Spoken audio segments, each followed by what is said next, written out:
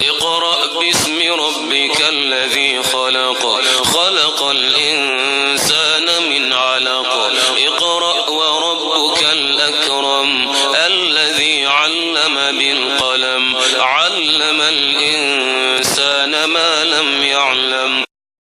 اقرأ والولا باسم ربك پنومت رب قل الذي هغرب خلق چی پیدو کڑی دی ټول کائنات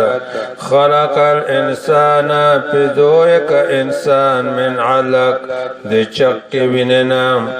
اقرأ والولا وربك الاکرم او رب دی تو چی دی دیر کریم دی الذي هغرب علم چی علمی وشد بالقلم پزریع دی کلم سرا علم الانسان وشد انسان تا ما هغت لم يعلم چن پیدا هغا کلا دا سندا ان الانسان بشک انسان چدی لا یطغى خامس خاسر کچ کوي ان رآه چویل د ځون خپل استغنا بپروام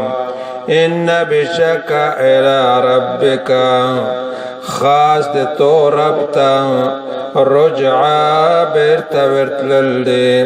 هر ایت آیاتو ولد الذي هغسر ینها چی منع کوي عبدا یو بندا اذا کلا صلا چی منز کوي هغا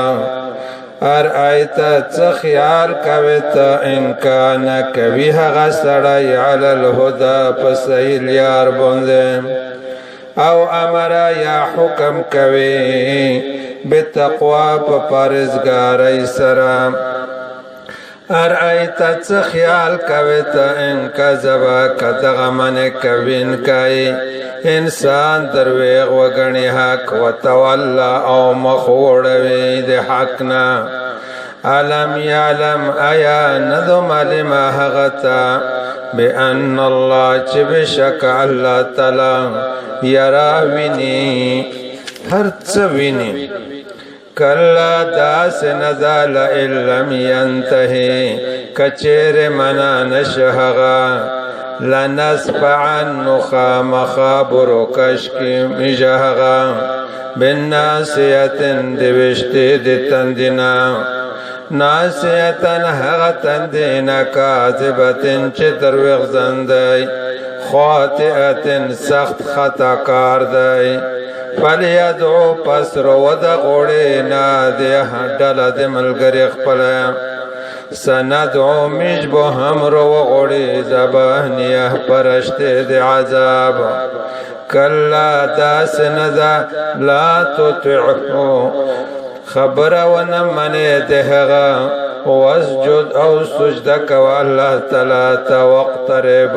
او زون نجدیک الله تعالی تا مسلمانوں نے ورنه په صحیح حدیث کې راغلي دي چې انسان په سجده کې الله تعالی ته د نور ټول وخت نه نازل نږدې وي د حدیث مسلم ذکر کړی دی ورنه